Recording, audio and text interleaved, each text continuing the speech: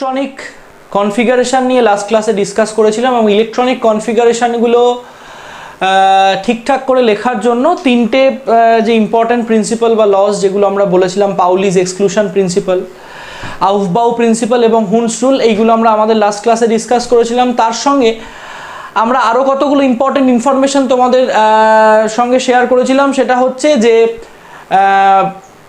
কোনো একটা electronic configuration generally দুটো অবস্থায় সবচেয়ে বেশি স্টেবল হয়। একটা হচ্ছে যখন সেটা হাফ ফিল্ড থাকে, আর একটা হচ্ছে যখন সেই ইলেকট্রনিক কনফিগারেশনটা ফুলফিল্ড ইলেকট্রনিক কনফিগারেশন হয়। তো এই ব্যাপারটা নিয়ে আমরা ডিসকাস করেছিলাম। তো আজকে আমরা মেইনলি ইলেকট্রনিক কনফিগারেশন রিলেটেড আরেকটু ডিটেলস কিছু এক্সপ্লেনেশন করবো, এক্সপ্লেনেশনে যাব, যেখানে আমরা তোমাদের ক্যাটায়ন্স বা অ্যানায়ন্সের ক্ষেত্রে ইলেকট্রনিক কনফিগারেশন কি হবে বা কীরকম হবে সেইগুলো নিয়ে ডিসকাস করব। তার সঙ্গে আমরা যেটা যে ব্যাপারগুলো একটু আলোচনা করব সেটা হচ্ছে যে আমাদের ডুয়াল ক্যারেক্টার অফ ইলেকট্রন, অর্থাৎ ডি ব্রগলিজ যে কনসেপশন বা ডি ব্রগলির যে থিওরি বা হাইজেনবার্গস আনসার্টেনিটি প্রিন্সিপাল, সেইগুলো নিয়ে ডিটেলসে আলোচনা করব। আজকে আমাদের থিওরিটিক্যাল পোর্শন অ্যাটমিক স্ট্রাকচারের শেষ হবে। আজকের পরে আমরা আরেকটা ক্লাস করব অ্যাটমিক স্ট্রাকচারে, যেখানে আমরা নিউমেরিক্যাল প্রবলেমস বা নিউমেরিক্যাল বিভিন্ন রকম প্রবলেমগুলোকে ডিসকাস করব। ওকে, তো চলো সবার প্রথম আমরা ইলেকট্রনিক কনফিগারেশন থেকে যাই। যেমন আমি ইলেকট্রনিক কনফিগারেশন লেখার ক্ষেত্রে, ধরো আমি যদি আয়রন Fe26 এটার ক্ষেত্রে ইলেকট্রনিক কনফিগারেশন তোমাকে যদি লিখতে বলা হয়, নিয়মটা আমি কি বলেছিলাম? 1s2 2s2 2p6 3s2 3p6 4s2 3d6, এটা হয়ে গেল আমাদের কিন্তু আয়রন ইলেকট্রনিক কনফিগারেশন। যদিও বলেছি, তাও আরেকবার বলে দিই যে ফোরেসটা কিন্তু আগে ইলেকট্রন দিয়ে ফিল্ড হবে, তারপরে যে রেস্ট ইলেকট্রন সেটা আমাদের কিন্তু 3D-তে ইন করবে। এটাই ছিল কিন্তু আমাদের ইলেকট্রনিক কনফিগারেশনের নিয়ম। ওকে, এবার মনে করো, ধরো আমি এখান থেকে এরপরে যে ইলেকট্রনিক কনফিগারেশনটা লিখবো সেটা হচ্ছে Fe+2, অর্থাৎ আয়রন +2। তো Fe+2 মানে ইলেকট্রনিক কনফিগারেশন, অর্থাৎ Fe+2 এর ক্ষেত্রে কি হয়েছে, আয়রন যদি দুটো ইলেকট্রন রিলিজ করে তাহলে আমরা যে ইলেকট্রনিক কনফিগারেশনটা পাবো সেটা হবে Fe+2, মানে ফেরাস আয়নের ইলেকট্রনিক কনফিগারেশন। তাহলে সেক্ষেত্রে তোমার আয়রন যে দুটো রিলিজ করবে, আয়রন দুটো রিলিজ করা মানে ওকে 4s এর দুটো রিলিজ করে দিতে হবে। তাহলে দেখো Fe2+ ইলেকট্রনিক কনফিগারেশন কি হয়, 1s2 2s2 2p6 3s2 3p6 3d6, এটা হয়ে গেল আমাদের Fe2+ এর ইলেকট্রনিক কনফিগারেশন। দেখো আমি অনেকের ক্ষেত্রে অনেকে যখন প্রথম ইলেকট্রনিক কনফিগারেশন করে তখন আমি তাদেরকে দেখেছি যে আমি হয়তো Fe2+ লিখতে বললাম, তারা ম্যানুয়ালি একটা হিসেব করে নিল, আয়রনের 26, তাহলে Fe2+ মানে দুটো বাদ গেল 24। এবার তারা 24-এর হিসেব করে ইলেকট্রনিক কনফিগারেশন লিখলো। আমি বলবো তোমরা কিন্তু কখনো সেই পথে হাঁটবে না। তোমরা অলওয়েজ যদি প্রথম আমি মানছি যে প্রথম ইলেকট্রনিক কনফিগারেশন যখন আমরা ক্যাটায়নের লিখি তখন একটু অসুবিধা হয়, তখন একটু কনফিউশন হয়। তাই জন্য আমি তোমাদের সবসময় সাজেস্ট করবো, তোমাকে Fe2+ লিখতে বলেছে, তুমি আগে Fe এরটা লিখে নাও পরিষ্কারভাবে। Fe এক লাইন লিখলে তোমার এমন কিছু পেনের কালি বা খাতা খরচ হবে না, বা এমন কিছু তোমার এনার্জি লস হবে না যাতে তোমার কষ্ট হতে পারে। তাই জন্য আমি বলবো Fe2+ যখন তোমাকে লিখতে বলেছে তুমি আগে Feটা লিখে নাও, দেখে পরিষ্কার পরিচ্ছন্নভাবে Fe2+ মানে Fe থেকে যখন Fe2+ হচ্ছে শেষ দুটো ইলেকট্রন বাদ যাবে, তুমি 4s এর দুটো ইলেকট্রন বাদ দিয়ে ইলেকট্রনিক কনফিগারেশনটা লেখো। এবার মনে করো আমি যদি তোমাকে বলি আয়রনের আমাদের আরো একটা পসিবল ইলেকট্রনিক অক্সিডেশন স্টেট হয়, দ্যাট ইজ +3, সেখানে আমাদের ইলেকট্রনিক কনফিগারেশন কি হয়ে যাবে, 1s2 2s2 2p6 3s2 3p6 3d5। ভালো করে ব্যাপারটা বোঝো। এবার দেখো Fe থেকে যখন Fe3+ হচ্ছে, তার মানে কি তিনটে ইলেকট্রন রিলিজড হবে। তাহলে Fe2+ থেকে তোমার 4s থেকে তোমার দুটো গেল, আর 3d থেকে একটা গেল, তাহলে 3d-তে ছিল 6টা, 3d-তে এখন পড়ে থাকলো কটা, 5টা। বোঝা গেল? তাহলে Fe2+ আর Fe3+ ইলেকট্রনিক কনফিগারেশন।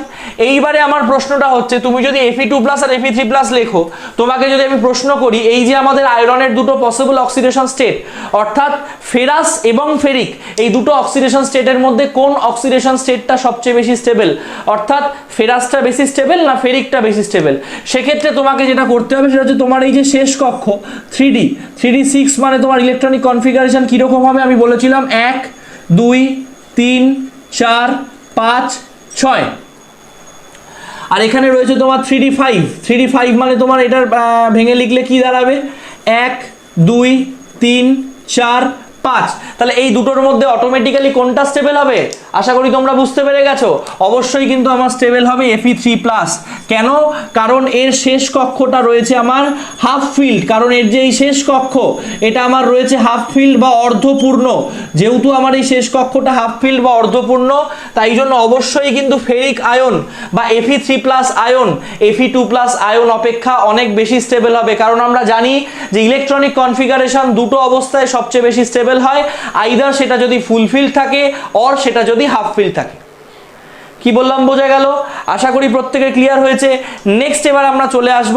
তাহলে এবার যদি আমি তোমাকে প্রশ্ন করি যে এই দুটোর মধ্যে অযুগ্ম ইলেকট্রনের সংখ্যা, তুমি লিখবে কি? Number of unpaired electrons, number of unpaired electrons in Fe2+ এর ক্ষেত্রে তোমার নাম্বার অফ আনপেয়ার্ড ইলেকট্রন কটা হচ্ছে?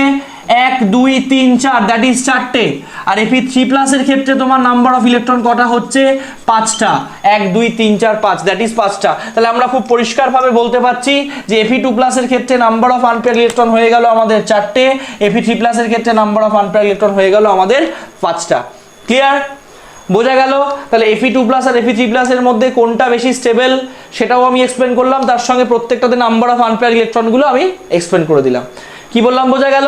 নেক্সট এবার আমরা চলে আসবো আরো কয়েকটা ইলেকট্রনিক কনফিগারেশন আমরা একটু লিখবো, তাতে আমাদের একটু সুবিধা হবে। দেখো আমি জায়গাটা ক্লিন করছি।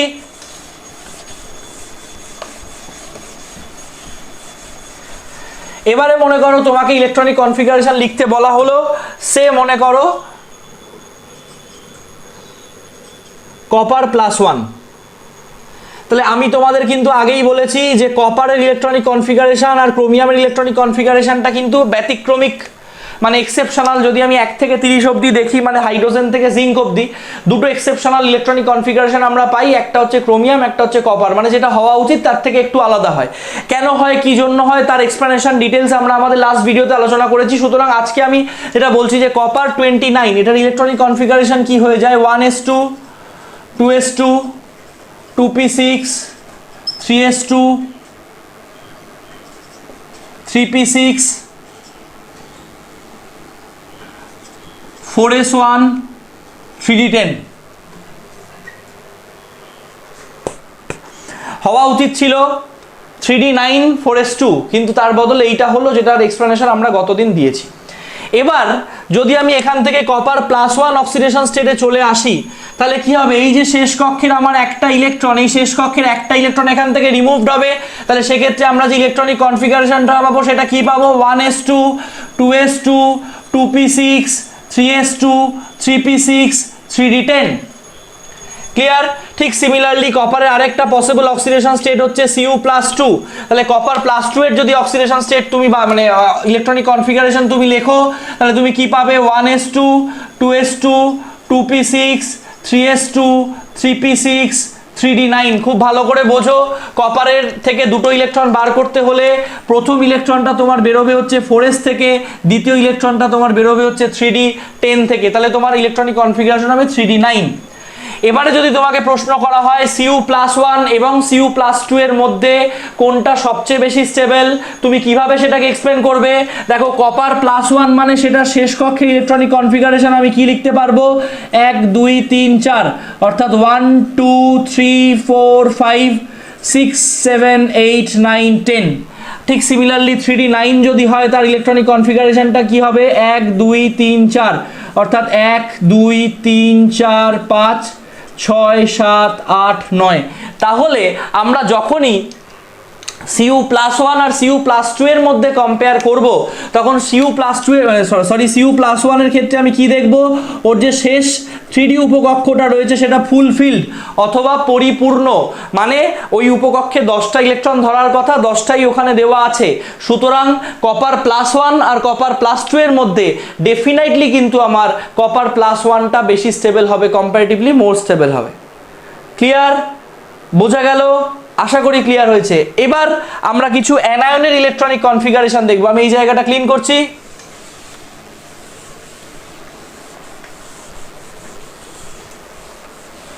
অ্যানায়ন ইলেকট্রনিক কনফিগারেশনটা দেখে নিয়ে আমি এখানেই তোমাদের কিছু হোমওয়ার্ক দেবো, তোমরা আমাকে ওটা করে পাঠাবে। দেখো আমরা সবার মানে দেখবো হচ্ছে S2- সালফার, সালফাইড আয়ন, সালফারের মেইনলি হচ্ছে 16। তাহলে সালফার ইলেকট্রনিক কনফিগারেশন কি? 1s2 2s2 2p6 3s2 3p4, this is the electronic configuration of sulphur.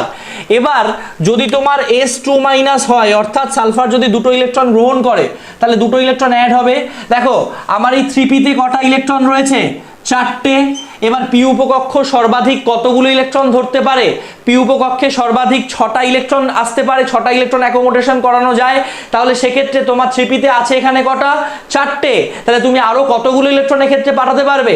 আরো তুমি দুটো ইলেকট্রন তো ইজিলি ওখানে রাখতে পারবে। তাহলে দেখো তোমার ইলেকট্রনিক কনফিগারেশনটা গিয়ে কি দাঁড়াবে? 1s2 2s2 2p6 3s2 3p6। দেখো তোমার s2 মাইনাস কিন্তু হয়ে গেছে। সালফারে ছিল তোমার 3p4, সেখান থেকে যখন তুমি s2 মাইনাস করেছো তোমার আরো দুটো ইলেকট্রন অ্যাড হয়েছে, সেটা হয়ে গেছে কিন্তু 3p6। কি বললাম বোঝা গেল? ক্লিয়ার? আশা করি ক্লিয়ার হয়েছে। এবার আমরা আরেকটা ইলেকট্রনিক কনফিগারেশন একটু দেখে নিই। মনে করো ধরো আমরা f minus fluorine, fluorine electronic configuration হচ্ছে 9, মানে অ্যাটমিক নাম্বার হচ্ছে 9। তাহলে ইলেকট্রনিক কনফিগারেশন কি হবে? 1s2 2s2 2p6 সরি 9 মানে 1s2 2s2 2p5। তাহলে এবার f-1 মানে একটা ইলেকট্রন প্রবেশ করবে। তাহলে আমার এই যে 2p, এই 2p তে টোটাল কতগুলো ইলেকট্রন রয়েছে? 5টা। 2p তে ম্যাক্সিমাম ক্যাপাসিটি কতগুলো? 2p এর ম্যাক্সিমাম ক্যাপাসিটি হচ্ছে 6টা ইলেকট্রন ধরতে পারে। তাহলে তোমার কি হবে? আরো একটা ইলেকট্রন যদি অ্যাড হয়ে যায়, তোমার f- এর ইলেকট্রনিক কনফিগারেশন কি হবে? 1s2 2s2 2p6। এখানে 5টা ছিল, আরো একটা অ্যাড হলো, হয়ে গেল 2p6। কি বললাম বোঝা গেল? তাহলে আমরা কিভাবে ক্যাটায়ন বা অ্যানায়নের ইলেকট্রনিক কনফিগারেশন করব, আমি তোমাদের প্রথম সাজেস্ট করব তোমরা অলওয়েজ যে অ্যানায়নটা লিখতে বলেছে, যেমন মনে করো f- লিখতে বলেছে, তুমি f এর আগে ইলেকট্রনিক কনফিগারেশন লিখে নাও। বা মনে করো তোমাকে Fe2+ লিখতে বলেছে, তুমি আগে Fel লিখে নাও, লিখে নিয়ে পরপর সুন্দর করে করো। ক্লিয়ার? বোঝা গেল? তাহলে আমাদের যে হোমওয়ার্কগুলো আমরা এখানে করব, মানে হোমওয়ার্কগুলো যেগুলো আমি তোমাকে প্রোভাইড করব, সেটা হচ্ছে এইটা। তোমরা এই ইলেকট্রনিক কনফিগারেশনগুলো লিখে আমাকে দেখাবে। প্রথমত হচ্ছে Cr3+ + 3 Mn+2, আচ্ছা Zn+2, আচ্ছা Sc দরকার নেই, Sc সহজ হয়ে যাবে, Ca+2 করে দিই। আর অ্যানায়ন তোমরা করে আমাকে দেবে O2-, Cl-,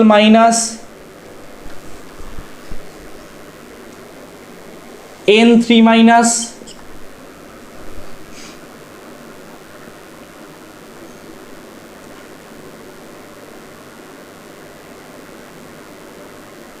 ব্যাস এই কটাই করবে। এই ওপরে 4টে আর নিচে 3টে, 7টা ইলেকট্রনিক কনফিগারেশন আমি তোমাদেরকে দিলাম। আচ্ছা এখানে আরো কয়েকটা অ্যাড করি। এখানে করবে Ni2+ করবে, ঠিক আছে? তার সঙ্গে তোমরা নর্মাল ইলেকট্রনিক কনফিগারেশন আমাকে করে দেখাবে কপার, ক্রোমিয়াম, কোবাল্ট। এই 3টে, এটা আমাদের হোমওয়ার্ক থাকলো। এই 3টে করে তোমরা আমাদের ভিডিও দেখা হয়ে যাওয়ার সঙ্গে সঙ্গে এই হোমওয়ার্কগুলো করে তোমরা ইন্ডিভিজুয়ালি প্রত্যেকে আমাকে পাঠাবে। ইলেকট্রনিক কনফিগারেশনগুলো খুব সুন্দর করে লিখবে, লিখে নিয়ে আমাকে পাঠাবে।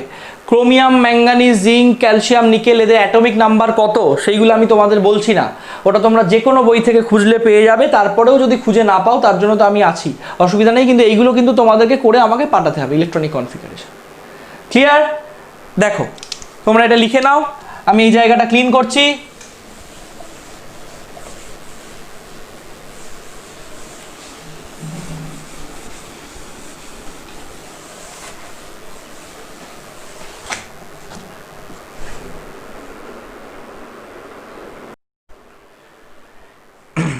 এবারে আমরা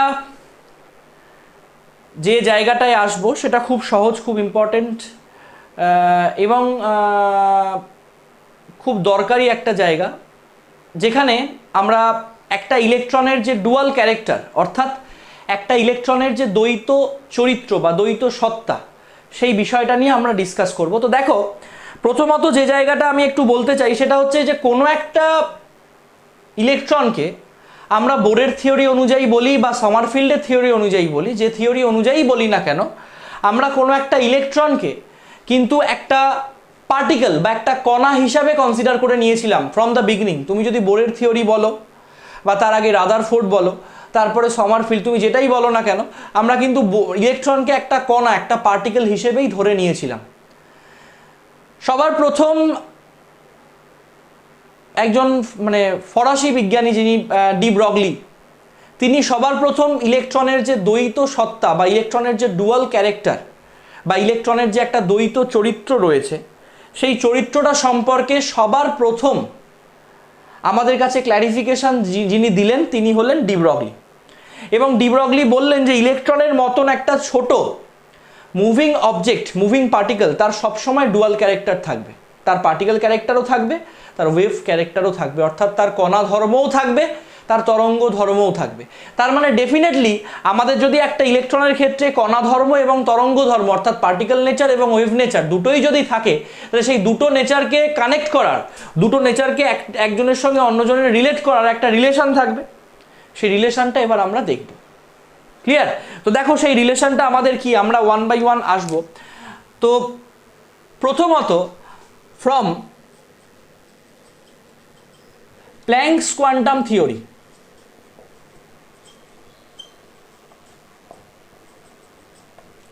ফ্রম প্ল্যাঙ্কস কোয়ান্টাম থিওরি আমরা পেয়েছিলাম কি, E is equal to H into new.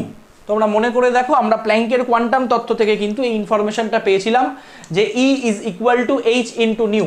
তাহলে সেখান থেকে আমি যদি খুব সিম্পলি একটা জায়গায় আসি, E is equal to H into C by lambda, E is equal to H into C by lambda, যেখানে আমাদের এই ল্যামডাটা হচ্ছে ওয়েভলেন্থ, যেখানে আমাদের এই ল্যামডাটা হচ্ছে ওয়েভলেন্থ অর্থাৎ তরঙ্গ দৈর্ঘ্য। তাহলে তরঙ্গ দৈর্ঘ্য বা ওয়েভলেন্থ কার থাকে? একটা ওয়েভের থাকে। তার মানে এই যে এক্সপ্রেশনটা বা এই যে ইকুয়েশনটা আমি লিখলাম E equal to H into C by lambda, এটা একটা ওয়েভ নেচার বা একটা তরঙ্গ ধর্ম প্রকাশক একটা সমীকরণ বা এমন একটা সমীকরণ যেটা কোনো একটা অবজেক্টের ওয়েভ প্রপার্টিটাকে রিফ্লেক্ট করছে। ঠিক সিমিলারলি ফ্রম আইনস্টাইনস পস্টুলেট বা আইনস্টাইনস থিওরি অফ রিলেটিভিটি,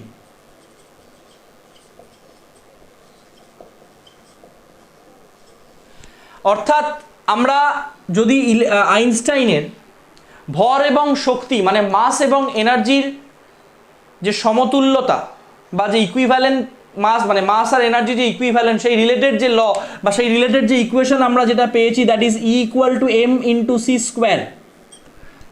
যে আলোর বেগে গতিশীল কোনো বস্তুর ক্ষেত্রে তার ভর যদি m হয়, তাহলে E equal to M C square, এই এক্সপ্রেশনটা আমরা পেয়েছি, তাই তো? তাহলে এবার আমি যদি এই ইকুয়েশনটাকে 1 নম্বর দিই আর এই ইকুয়েশনটাকে যদি 2 নম্বর দিই, তাহলে তুমি একটা বিষয় দেখো যে এই এক্সপ্রেশনটা অ্যাকচুয়ালি কোনো একটা অবজেক্টের পার্টিকেল প্রপার্টিকে রিপ্রেজেন্ট করছে, কারণ এক্ষেত্রে আমার ওয়েভলেন্থ বা ওয়েভ নাম্বার বা ওয়েভ প্রপার্টি রিলেটেড কোনো কিছুই এর মধ্যে নেই। ঠিক আছে? ঠিক সিমিলারলি আমাদের এই এক্সপ্রেশনটা একটা ওয়েভ প্রপার্টিকে রিপ্রেজেন্ট করছে। তাহলে আমি যদি বলি যে এই ইকুয়েশন অনুযায়ী আমার E ইজ ইকুয়াল টু এইটা, আবার এই ইকুয়েশন অনুযায়ী আমার E ইজ ইকুয়াল টু এইটা, তাহলে সুতরাং আমি যেটা খুব পরিষ্কারভাবে বলতে পারবো সেটা হচ্ছে H C by lambda is equal to M C square. তাহলে 1 নম্বর ইকুয়েশন আর 2 নম্বর ইকুয়েশন থেকে 1 নম্বর ইকুয়েশন অনুযায়ী E ইজ ইকুয়াল টু এইটা, 2 নম্বর ইকুয়েশন অনুযায়ী E ইজ ইকুয়াল টু এইটা, তাহলে দুটো মিলিয়ে আমি একসঙ্গে এইটা বলতে পারি।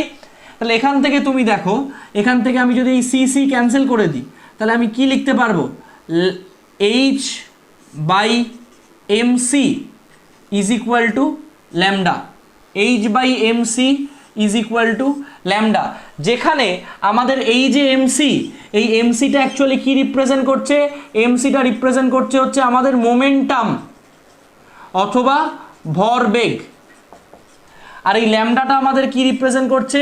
ল্যামডাটা আমাদের রিপ্রেজেন্ট করছে হচ্ছে ওয়েভলেন্থ অথবা তরঙ্গ দৈর্ঘ্য।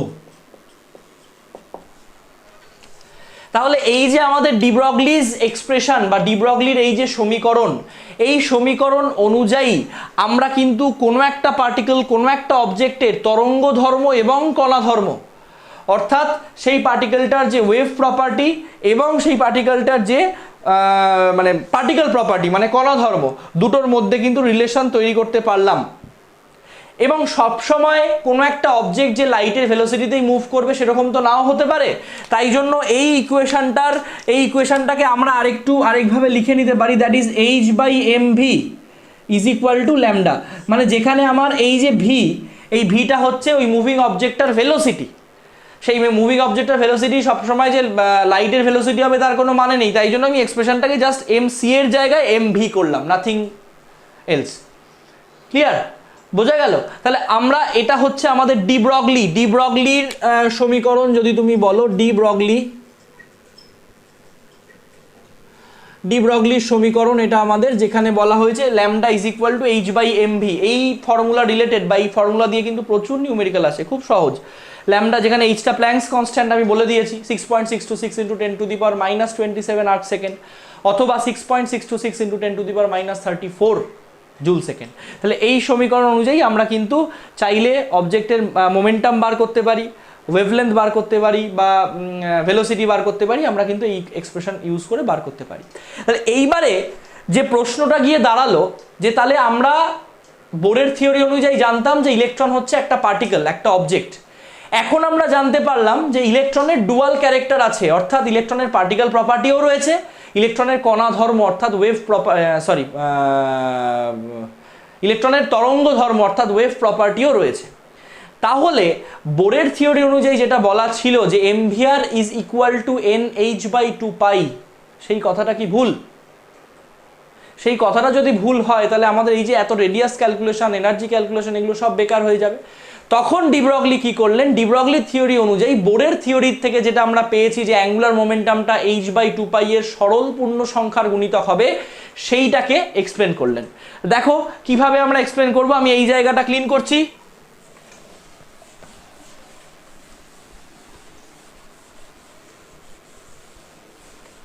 তোমরা যদি খুব পরিষ্কারভাবে দেখো যে একটা ইলেকট্রন কিভাবে মুভ করে, একটা ইলেকট্রন কিভাবে নিউক্লিয়াসের চারিদিকে গোল গোল করে ঘোরে, তাহলে তোমরা দেখতে পাবে যে এটা যদি আমার নিউক্লিয়াস হয় আর ইলেকট্রনটা যদি ওয়েভ প্রপার্টি থাকে, তাহলে অ্যাকচুয়ালি ইলেকট্রনটা কিন্তু মুভ করছে লাইক দিস।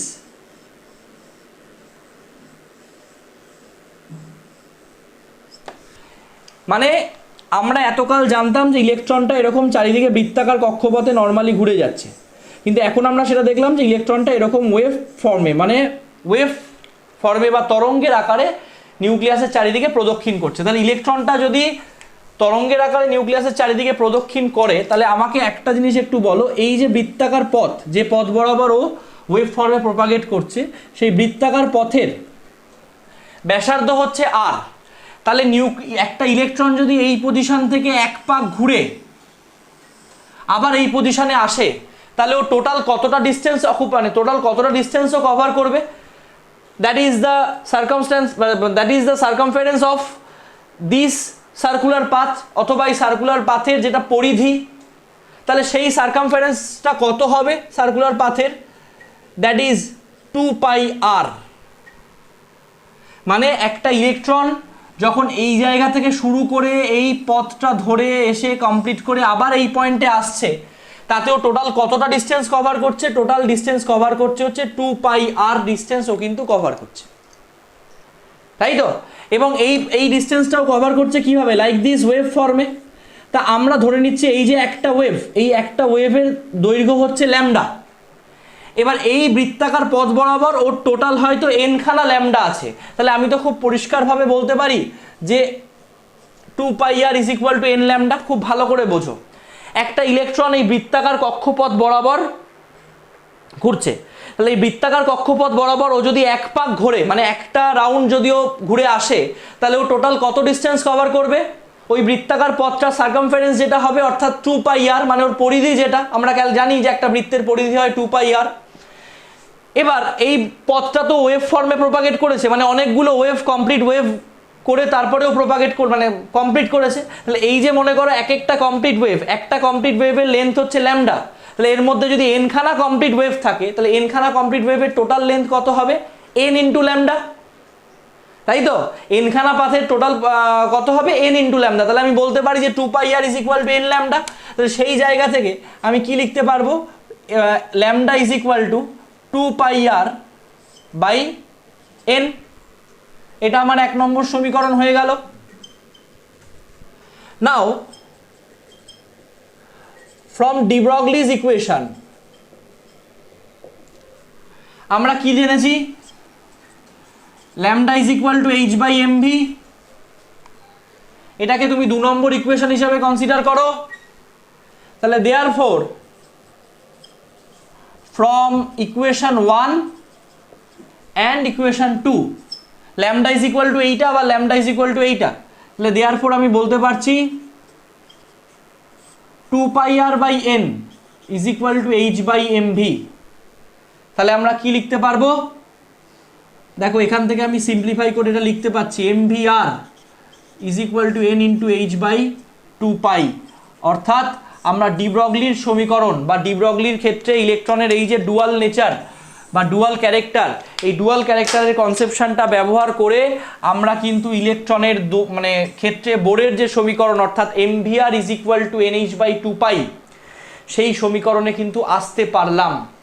এবং সেই সমীকরণে এসে কিন্তু আমরা দেখাতে পারলাম যে বোর যেটা বলেছিলেন যে একটা ইলেকট্রন একটা কক্ষপথের চারিদিকে তখনই ঘুরতে পারবে যখন ওই ইলেকট্রনটার অ্যাঙ্গুলার মোমেন্টাম h বাই 2 পাই এর হোল নাম্বার মাল্টিপল হবে, সেটা কিন্তু ভুল নয়। সেটা আমরা ডি ব্রগলির সমীকরণ থেকে এসে প্রুফ করলাম এবং ইলেকট্রনের ওয়েভ প্রপার্টি বা ইলেকট্রনের ওই ওয়েভিক্যাল মোশন সেটাকে কনসিডার করেও কিন্তু প্রুফ করতে পারলাম।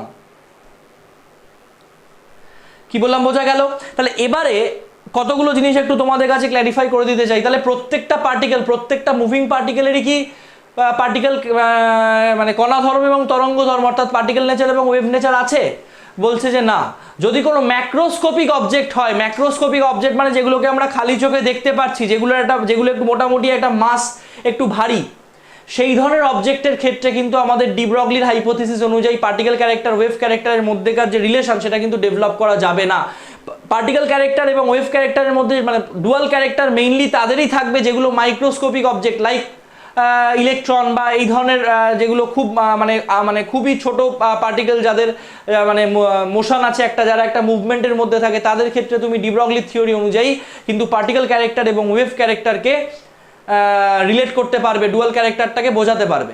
কিন্তু এটা যদি তুমি কোনো একটা ম্যাক্রোস্কোপিক অবজেক্ট মানে একটা বড় অবজেক্টের ক্ষেত্রে চলে যাও, তখন তুমি যেটা দেখতে পাবে যে সেই বড় অবজেক্টটার ক্ষেত্রে তুমি যখনই ডি ব্রগলির ইকুয়েশন অর্থাৎ lambda equal to h by mv-তে যখনই তুমি বসাতে যাবে, তুমি একটা জিনিস খুব ভালো করে দেখো, আমার এই ল্যামডা ইজ ইকুয়াল টু কি h বাই mv, অর্থাৎ এই ল্যামডাটা এই যে m, এই mটার সঙ্গে কি ব্যস্তানুপাতিক, কারণ ল্যামডা ইজ ইকুয়াল টু তো আমার h বাই mv, এমটা তো নিচে আছে, তাহলে ল্যামডাটা তো m এর সঙ্গে কি ব্যস্তানুপাতিক বা ইনভার্সলি প্রপোর্শনাল। যেহেতু ল্যামডাটা ওই অবজেক্টের মাসের সঙ্গে ইনভার্সলি প্রপোর্শনাল, তাই মাসটা যত বেশি হবে ল্যামডার ভ্যালু কি হবে তত কম হবে।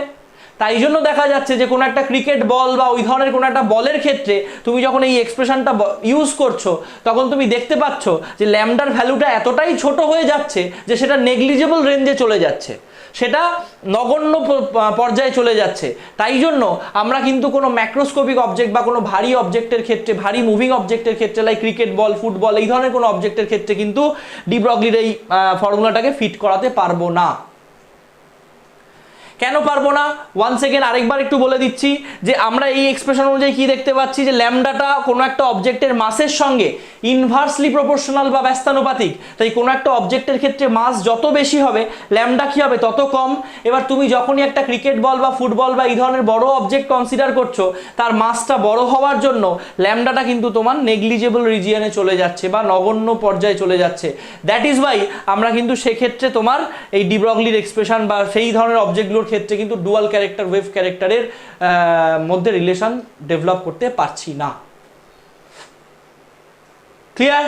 তাহলে ডি ব্রগলি থিওরি বোঝা গেল, ইলেকট্রনের যে ডুয়াল ক্যারেক্টার রয়েছে সেই ডুয়াল ক্যারেক্টারের করেসপন্ডিং যে এক্সপ্রেশন যেটা দিয়ে আমরা একটা ইলেকট্রনের ডুয়াল ক্যারেক্টারটাকে রিপ্রেজেন্ট করতে পারি বা দ্বৈত সত্তা, সেটাকেও আমরা এক্সপ্লেন করতে পারলাম। এবং তার থেকে আমরা দেখালাম যে বোরের থিওরি অনুযায়ী যেটা বলা হয়েছিল যে mvr = 10h/2π, সেটা কিন্তু ভুল নয়, সেটা ম্যাথামেটিক্যালি প্রুভ করে দেখালাম। ক্লিয়ার? নেক্সট আমি এই জায়গাটা ক্লিন করছি।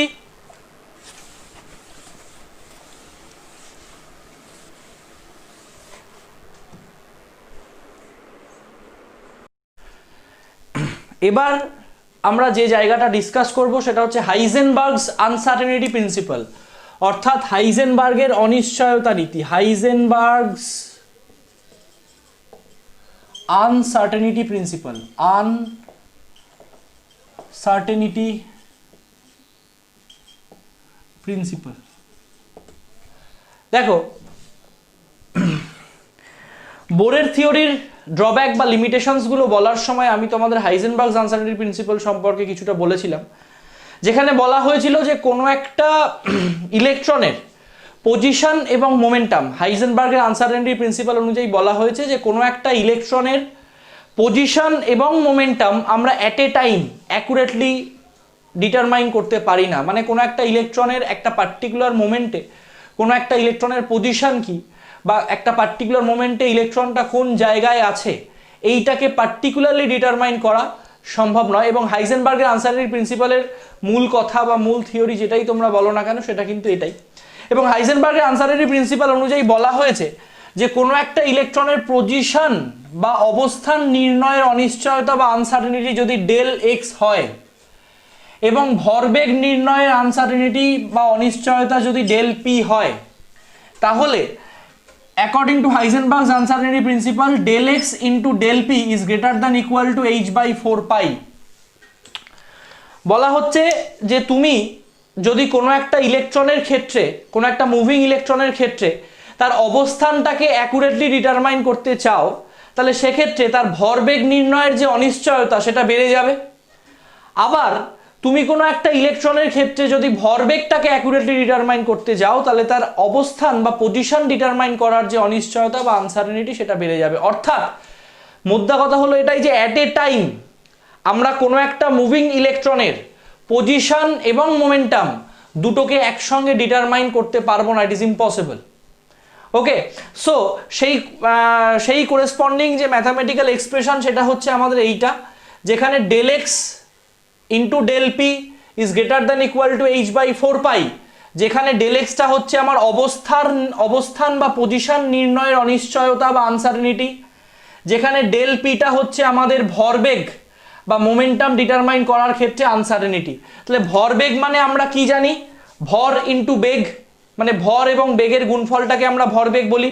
তাহলে কোনো একটা পার্টিকেলের ক্ষেত্রে ভরটা তো অনিশ্চিত হতে পারে না, সেই পার্টিকেলটার ভরটা ডেফিনেটলি নিশ্চিত একটা রাশি, নিশ্চিত একটা কোয়ান্টিটি।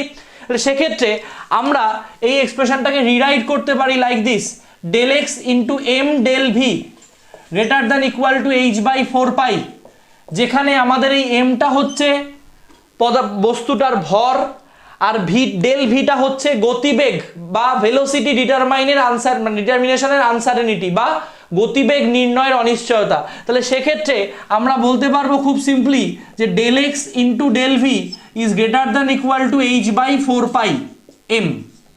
এই এমটাকে জাস্ট নিচে নিয়ে এলাম। এটা আমাদের হাইজেনবার্গের আনসার্টেনিটি প্রিন্সিপালের একটা এক্সপ্রেশন, এটাও আমাদের হাইজেনবার্গের আনসার্টেনিটি প্রিন্সিপালের কিন্তু একটা এক্সপ্রেশন। এই এক্সপ্রেশনটা ইউজ করে ডিরেক্ট তোমার যদি ডেল এক্স এইচটা তুমি জানো আর এমটা বলা থাকে, তুমি ডেল ভি মানে গতিবেগ নির্ণয়ের অনিশ্চয়তাটা ক্যালকুলেট করতে পারবে। আর এই এক্সপ্রেশনটা ইউজ করে তোমার যদি ডেল এক্স বলা থাকে, তুমি কিন্তু ভরবেগ নির্ণয়ের অনিশ্চয়তাটা ক্যালকুলেট করতে পারবে। অর্থাৎ আমরা যেটা খুব পরিষ্কারভাবে হাইজেনবার্গের আনসার্টেনিটি প্রিন্সিপাল থেকে ইনফরমেশন পাই, যেটা প্রিন্সিপালটা আমাদের একটু মুখস্থ করে নিতে হবে, যেখানে বলা হয়েছে যে একটা ইলেকট্রনের পজিশন এবং মোমেন্টাম অর্থাৎ অবস্থান এবং ভরবেগ দুটোকেই at a time accurately determine করা ইজ নট পসিবল। তুমি যদি যে কোনো একটাকে অ্যাকুরেটলি ডিটারমাইন করতে যাও, অন্যটা কিন্তু আনসার্টেন হয়ে যাবে। আবার ওইটাকে যদি তুমি অ্যাকুরেটলি ডিটারমাইন করতে যাও, তাহলে এইটা কিন্তু আনসার্টেন হয়ে যাবে। That's it. ক্লিয়ার? বোঝা গেল? তো আমাদের এই জায়গায় মানে এই টপিকের আমাদের অ্যাটমিক স্ট্রাকচারের যেটা থিওরিটিক্যাল পোর্শন সেটা শেষ হচ্ছে। আজকের ক্লাসে আমার বলার মতন আর কিছু নেই, যেহেতু থিওরিটিক্যাল পার্টটা আমাদের শেষ। আমরা আমাদের নেক্সট ক্লাসে অ্যাটমিক স্ট্রাকচার রিলেটেড বিভিন্ন নিউমেরিক্যাল প্রবলেমস এবং কিছু ডেসক্রিপটিভ প্রবলেমস ডিসকাস করব। আজকের ক্লাস এই অবধি। Thank you. নেক্সট ক্লাস তোমাদের টিউসডে থাকবে এবং টিউসডে আমাদের অ্যাটমিক স্ট্রাকচারের last class. Okay, thank you.